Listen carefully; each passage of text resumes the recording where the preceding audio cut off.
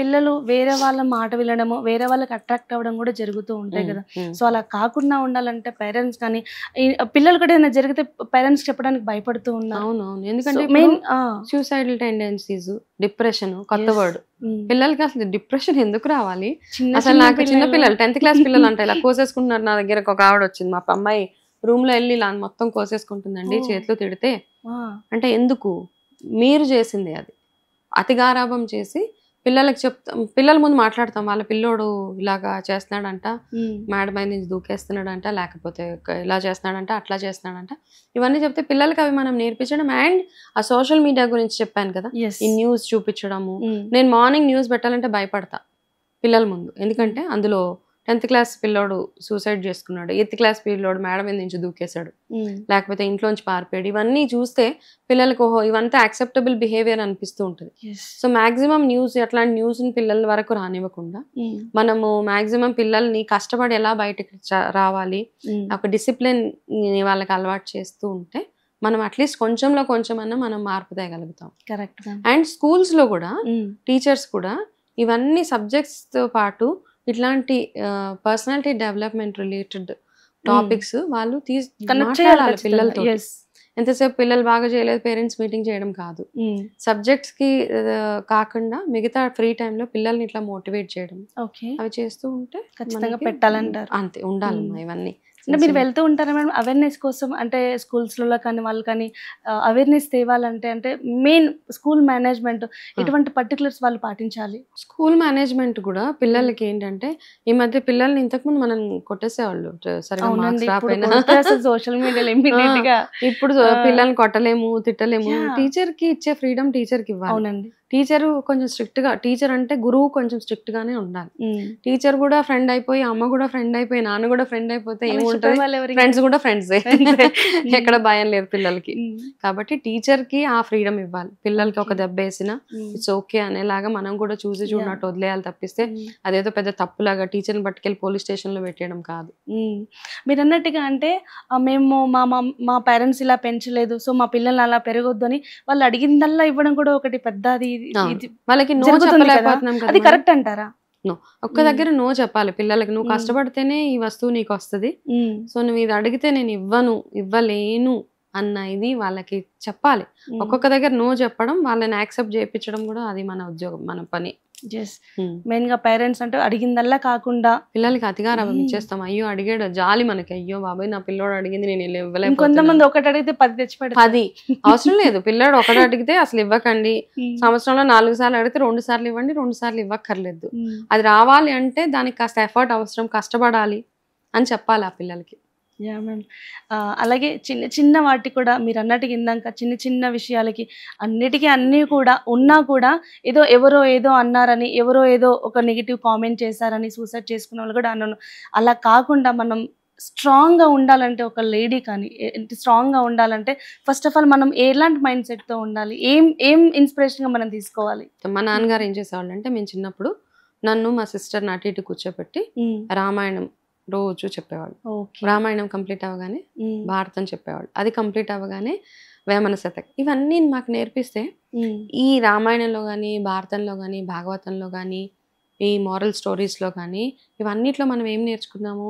ప్రతి ఒక్కరు స్ట్రగుల్ నుంచి ఎలా బయటపడ్డారు, మంచి మంచి టెక్నిక్స్ తోటి వాళ్ళు సక్సెస్ఫుల్ ఎలా అవ్వగలిగారు, ఇవన్నీ మన మైండ్లో మా పేరెంట్స్ మాకు చూపించారు. కాబట్టి ఈ రోజు నేను వేసే ప్రతి స్టెప్ ఏదైతే ఉందో నాకు తెలుసు, మోరల్స్ మన పురాణాలు తెలుసు, పద్ధతులు తెలుసు. సో ఇప్పుడు మనం అవి చెయ్యట్లేదు. ప్రతి ఒక్క పిల్లలకి మనము రామాయణం స్టోరీస్ అని పేరెంట్స్ చేయాల్సింది, అది ఇప్పుడు చేయాల్సిన. ఆ స్టోరీస్ వల్ల మనకి ఏం లాభం కాదు, పిల్లలు పర్సనాలిటీ డెవలప్ అవుతుంది, ధైర్యంగా ఎలా ముందుకెళ్ళాలి. రాముడు చిన్న వయసులోనే అడవిలోకి వెళ్ళిపోయాడు గురువు గారితోటి అంటే ఆయనకు ధైర్యం. రాక్షస సంహారం చేశారు అంటే పిల్లల్లో ధైర్యాన్ని నింపడమే కదా. ఓహో అంత చిన్న ఏజ్ లో రాముడు వెళ్ళిపోయి ఇవన్నీ చేశాడు కాబట్టి మేము కూడా ఏదైనా చేయగలుగుతాము, ఆ స్టోరీస్ చెప్తాము. అంతేగాని మనం ఈ మిక్కీ మౌస్ ఏదేదో సీరియల్స్ అవి చూపిస్తుంటే అందులో నుంచి మనకి నథింగ్, ఏది రాదు మనకి. కాబట్టి ఏదో మనకు రాకపోయినా ఇప్పుడు యంగ్ జనరేషన్ అమ్మాయిలు వైఫ్ అండ్ హస్బెండ్ కి వాళ్ళకి తెలియకపోతే మీరు నేర్చుకొని మీ పిల్లలకి చెప్పండి. అప్పుడు చూడండి మార్పు ఎంత బాగా ఉంటుంది మనలో కాదు, మొత్తం ఇండియాలోనే మార్పు వస్తుంది.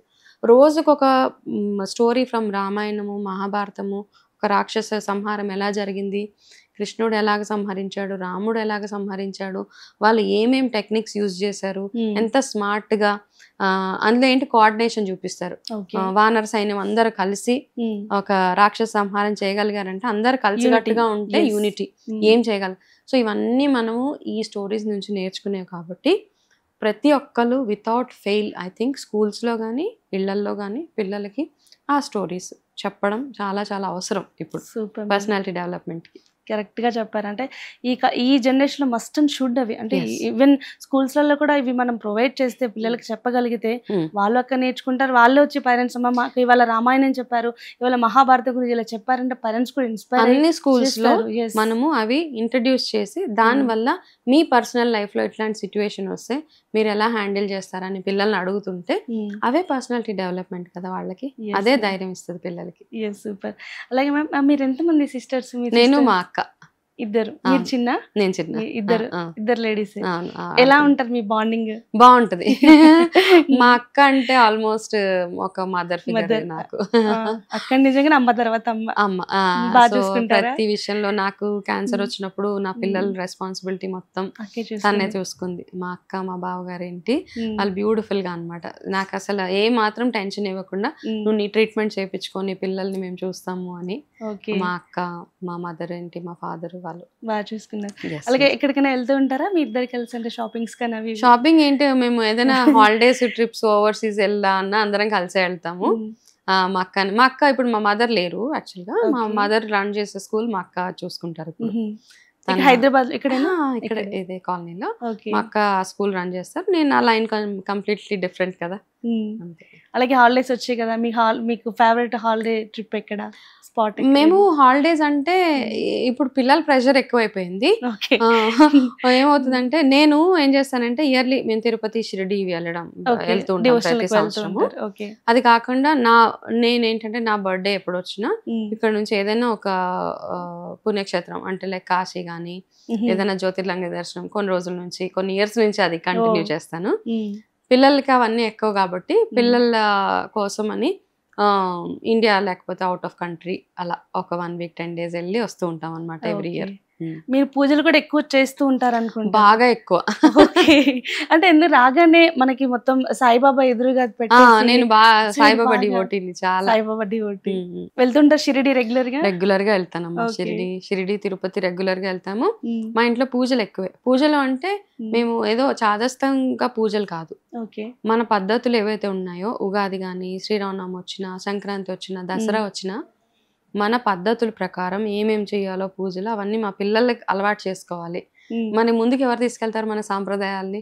సాంప్రదాయబద్ధంగా మా ఇంట్లో గుమ్మానికి పసుపు బొట్టు పెట్టినా పూజలు చేసినా ఏం చేసినా మన సాంప్రదాయాన్ని ముందుకు తీసుకెళ్ళడం తప్పిస్తే ఏదో షోకి అలా కాదనమాట. Okay, super. అలాగే మ్యామ్ ఫైనల్గా ఒక మెసేజ్, అంటే ఇంత బిజీగా ఉన్నా కూడా అంటే చాలా మంది స్ట్రెస్ ఫీల్ అవుతున్నారు. మన పని మనం చేసుకుంటూ అంటే మానసికంగా కానీ శారీరకంగా కానీ చాలా పీస్ఫుల్ లైఫ్ గడపాలి అంటే కనుక తీసుకునే ఫుడ్ కానీ ఏదైనా ప్రాబ్లం వచ్చినా కూడా ధైర్యంగా ఉండాలంటే ఏం చేయాలి? ఫైనల్ ఒక మెసేజ్ మిమ్మల్ని అడిగితే. ఫస్ట్ థింగ్ ఏంటంటే మన అన్నిటికంటే ఇంపార్టెంట్గా నాకు హెల్త్ ప్రాబ్లం వచ్చిన తర్వాత నాకు అర్థమైంది ఒకటి ఏంటంటే డబ్బు కానీ మనుషులు కానీ మనకున్న లగ్జరీ కార్లు గీర్లు ఇవన్నీ ఏది ఇంపార్టెంట్ కాదు. హెల్త్ ఒక్కటి బాగా ఉంచుకుంటే ఆ హెల్త్ ని దాన్ని బేస్ చేసుకుని మీరు జీవితంలో ఏదైనా సాధించగలుగుతారు. సో ఆ హెల్త్ బాగా ఉండడానికి మీరు ఏమేమి చేయగలుగుతారో అవన్నీ మీరు చేయండి. మంచి అలవాట్లు అవన్నీ. హెల్త్ అంటే ఏదో తలనొప్పి రాకుండా ఉండడం ఇవన్నీ కాదు, మెంటల్గా ఫిజికల్గా. ఓకే, అది ఒకటి నేర్చుకోండి. రెండోది ఏంటంటే నేను ప్రాక్టీస్ చేసేది అవతల వాళ్ళు ఎంత బ్యాడ్గా మనతో బిహేవ్ చేసినా మనము మన విచక్షణ కోల్పోకుండా వాళ్ళకి సమాధానం చెప్పడం. వాళ్ళు ఎంత కోపంగా రెచ్చగొట్టి చెడ్డ మాటలు అనినా మీరు అదే విధంగా రెస్పాండ్ అవ్వాలని లేదు అక్కడ.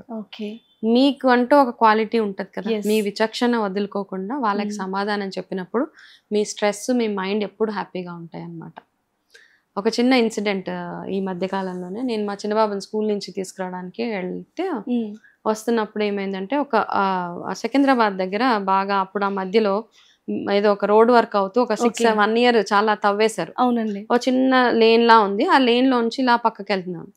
వెళ్తుంటే ఎవరో ఒక ఇద్దరు అబ్బాయి అమ్మాయి ఒకడు వాళ్ళు ఏం చేశారంటే నాదే బై మిస్టేక్ చాలా చిన్న ఇంత గ్యాప్ లో ఇలా వాళ్ళ కార్ కి ఏమీ డ్యామేజ్ అవ్వలేదు, ఇలా కట్ అయింది.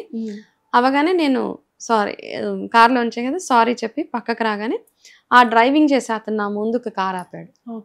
కార్ ఆపి నా కార్ని దిగి డబ్ అని కొట్టాడు. కొడితే నేను సైలెంట్ గానే కూర్చున్నాను, ఏం మాట్లాడట్లేదు. మా చిన్నబాబు కోపం వచ్చేస్తుంది. అయితే నేనేం మాట్లాడలేదు, చాలా సైలెంట్ గా ఉన్నాను. వాడు ఆ కార్ కొడుతున్నాడు, ఏదేదో అంటున్నాడు. ఏ మాత్రం నేను రెస్పాండ్ అవ్వలేదు, రియాక్ట్ అవ్వలేదు. ఓకే నార్మల్ గా అయితే నేను దిగి వాడిని కాలర్ పట్టుకొని ఏం మాట్లాడుతున్నావు అట్లా అసలు ఏమైంది, నేను అసలు ఏం మాట్లాడలేదు. వాడు ఒక 2-3 నిమిషాలు బడా వాక్కున్నాడు, ఏదేదో చేశాడు. వాడికి నా దగ్గర నుంచి ఏ రియాక్షన్ రాకపోయేసరికి సైలెంట్ గా వెళ్ళిపోయాడు వాడు. ఓకే అయితే ఇక్కడ 2 ఏంటంటే మనం అలా చేసినప్పుడు వెనకాల రోడ్ లో అంత పెద్ద ఇష్యూ సీన్ అయిపోతుంది.